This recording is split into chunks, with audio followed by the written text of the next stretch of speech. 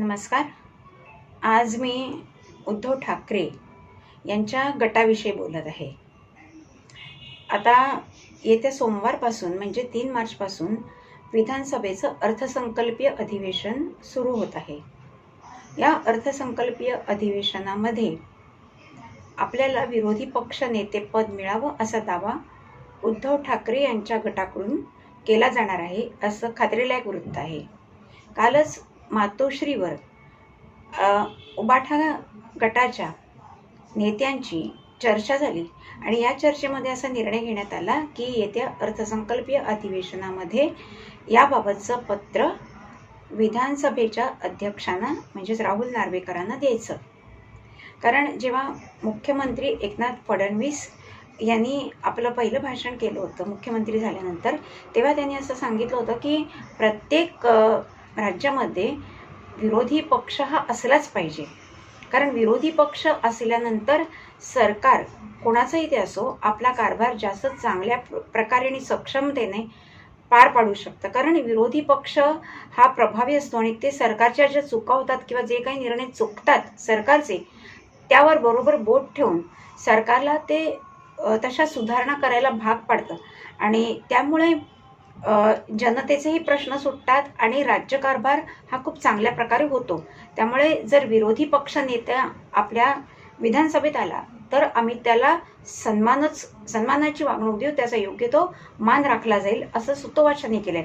अर्थात त्यांनी हेही सांगितलं की विरोधी पक्ष नेता निवडायचा किंवा म्हणजे अपॉइंट करायचा किंवा नाही करायचा ही सर्वस्वी जबाबदारी राहुल नार्वेकर जे विधानसभेचे अध्यक्ष आहेत त्यांच्यावर आहे.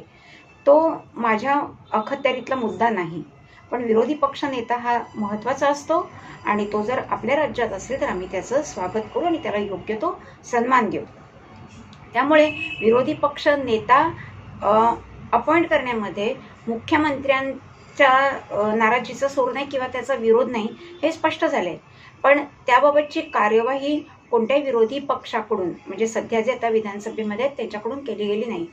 कारण त्यांच्याकडे कोणत्याच पक्षाकडे महाविकास आघाडीच्या म्हणजे शरद पवारांच्या राष्ट्रवादीकडे किंवा उबाठांच्या शिवसेनेकडे किंवा काँग्रेसकडे पुरेसं संख्याबळच नाही आहे आणि त्यामुळे विरोधी पक्ष नेता हा निवडला जाणं किंवा त्याची नियुक्ती करणं हे कायद्याने बंधनकारक विधानसभेला नाही आहे किंवा त्या अध्यक्षांना नाही आहे. पण एक अपवाद म्हणून असं केलं जाऊ शकतं. आता हा अपवाद करण्यासाठी सुद्धा काही नियम आहेत. खरं तर असा नियम आहे की विरोधी पक्ष नेता जर आपल्याला हवा असेल एखाद्या पक्षाला तर त्यांच्याकडे पुरेसं संख्याबळ आवश्यक असतं. आता हे संख्याबळ किती असावं तर विधानसभेमध्ये जेवढ्या जागा आहेत त्याच्या 1.5 इतकं हे संख्याबळ असावं लागतं. आता महाराष्ट्राच्या विधानसभेमध्ये 288 जागा आहेत म्हणजे त्याचा 1.5% म्हणजे 28.8 म्हणजे 29 हा आकडा होतो. तर 29 हे आमदार कुठच्याच पक्षाचे नाही आहेत. उबाठाचे 20 आहेत, राष्ट्रवादीचे 10 आहेत, काँग्रेसचे 16 आहेत. असे 46 जण हे विरोधी पक्षात बसू शकतात अशी परिस्थिती आहे.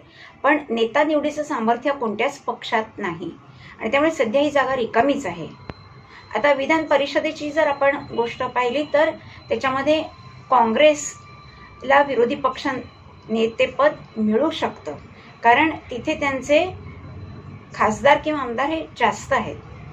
पण विधानसभेमध्ये असं पाहिलं तर उबाठा गटाचे आमदार जास्त आहेत. तर 29 ही संख्या होण्यासाठी उबाठा गटाला विधानसभेमध्ये काँग्रेस आणि राष्ट्रवादी यापैकी एका गटाचा किंवा दोन्ही गटांचा पाठिंबा आवश्यक आहे. कारण सर्व विरोधी पक्ष एकत्र येऊन त्यांनी जर असं पत्र राहुल नार्वेकरांना दिलं तर कदाचित राहुल नार्वेकर विरोधी पक्षनेतेपद शिवसेनेला देऊ शकतील. पण आता याच्यामध्ये सुद्धा एक वाक्यता होणं हे थोडंसं अवघड दिसतंय. याची काही कारणं आहेत. तर ती कारणं काय आहेत की जेव्हा शरद पवार यांनी एकनाथ शिंदे यांचा त्यांच्या वाढदिवसाच्या दिवशी जेव्हा सत्कार केला आणि त्यांना महाजी शिंदे हा पुरस्कार दिला आणि त्यानंतर त्यांनी शिंद्यांबद्दल काही गौरवोद्गार काढले जे उद्धव ठाकरे गटाला खूप झोंबले आणि तशी नापसंती संजय राऊतांनी व्यक्त केली. शिवसेनेच्या उद्धव ठाकरे यांनी तशी नापसंती दर्शवली आणि संजय राऊत तर असं म्हणाले की अशी अपेक्षा शरद पवारांकडनं नव्हती, त्यांनी असं करायला नको होतं. यानंतर शरद पवार यांनी या वक्तव्यावर प्रतिक्रिया देणंही टाळलं. त्यांनी फक्त स्मितहास्य केलं आणि ते प्रकरण सोडून दिलं. त्यानंतर दिल्लीमध्ये आता एका पुस्तक प्रकाशन समारंभामध्ये संजय राऊत आणि शरद पवार हे एकाच व्यासपीठावर आले.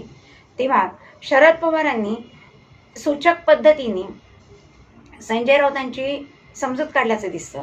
त्यांनी असं सांगितलं की राजकारणामध्ये सगळ्यांशी मिळतं जुळतं घ्यावं लागतं, कोणीही आपला कायमचा शत्रू किंवा मित्र नसतो आणि त्यामुळेच आपण एखाद्याबद्दल काही चांगले उद्गार काढले किंवा एखाद्याची स्तुती केली तर लगेच आपण आपल्या मित्रपक्षाच्या विरोधात काहीतरी केलंय असा त्याचा अर्थ होऊ शकत नाही. अशा पद्धतीची म्हणजे हीच नव्हे पण अशा आशयाची त्यांनी विधानं केली आणि संजय राऊतांना नेमका त्याचा अर्थही समजला आणि त्यानंतर त्यांनी सांगितलं की आमच्यात दोघांच्यात कुठचेही मतभेद नाही, आज आम्ही एका व्यासपीठावर आलो आहे, याची सगळ्यांनी कृपया नोंद घ्यावी. त्यामुळे तो वाद निवळला असं त्यांना वाटत आहे. दुसरीकडे उद्धव ठाकरे जे आहेत ते काँग्रेसला खिसगंटीतच मानत नाहीत राज्यामध्ये आणि ते काँग्रेसच्या कुठच्या नेत्याशी जास्त संपर्कही करत नाहीत किंवा त्यांच्याशी जास्त बोलतही नाहीत. ते फक्त संवाद साधतात तो राहुल गांधी यांच्याशी आणि त्यांचं म्हणणं नेहमी असंच असतं, मी जर बोलेन तर फक्त राहुल गांधींशीच बोलेन, बाकी कोणाशी बोलणार नाही. आणि आता अशाच त्यांच्या भूमिकेतून आता त्यांनी राहुल गांधींना एक आगंतुक सल्ला दिलाय.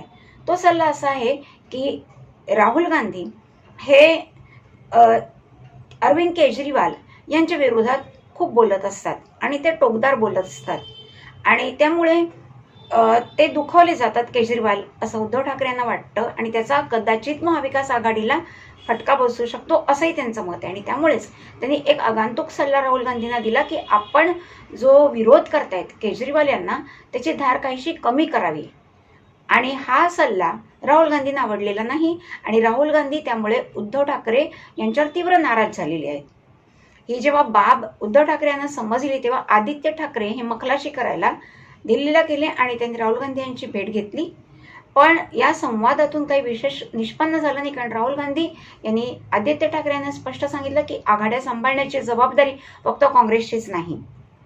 त्यामुळे आता असं झालं आहे की महाराष्ट्रामध्ये उभाठा गट हा एकटा पडलाय. ना त्यांना शरद पवारांची साथ आहे ना काँग्रेसची साथ आहे आणि त्यामुळेच आता आपलं अस्तित्व टिकवण्यासाठी निदान विरोधी पक्ष नेतेपद विधानसभेत आपल्याला मिळावं अशी त्यांची तीव्र इच्छा आहे. आणि आपल्याला माहिती आहे की उभाठाला त्यांच्या गटाला गळतीही लागलेलीच आहे. आज गेले कित्येक महिने आपण बघतोय त्यांचे अगदी छोट्या कार्यकर्त्यांपासून मोठ्या नेत्यांपर्यंत अनेक लोक शिंदे गटाला मिळालेले आहेत आणि त्यामुळे आता जे उरले सुरले जे कार्यकर्ते आहेत त्यांच्यामध्ये थोडा उत्साह निर्माण करण्यासाठी, त्यांची मरगळ झटकण्यासाठी आणि जे काही असंतुष्ट मोठे नेते आहेत त्यांना थोडं संतुष्ट करण्यासाठी विरोधी पक्ष नेतेपद आपल्याकडे असावं असं उभाठा गटाला वाटतंय आणि त्या दृष्टीनेच त्यांचे प्रयत्न सुरू आहेत.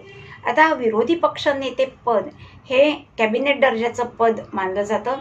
विरोधी पक्ष नेत्याला एक स्वतंत्र दालनही त्याच्या कामकाजासाठी दिलं जातं आणि एखाद्या विषयावर जेव्हा अधिवेशनात चर्चा होते त्यावेळेला मुख्यमंत्र्यांनंतर सर्वप्रथम मान बोलण्याचा दिला जातो तो विरोधी पक्ष नेत्याला आणि त्यामुळेच या विरोधी पक्ष नेतेचा पदाचा उपयोग आपण जास्तीत जास्त चांगल्या प्रकारे करून घेऊ शकू आणि त्यामुळे सामान्य लोकांमध्ये जी उभाठा गटाबद्दल नाराजी आहे ती काही प्रमाणात दूर होऊ शकते असा त्यांचा कयास आहे.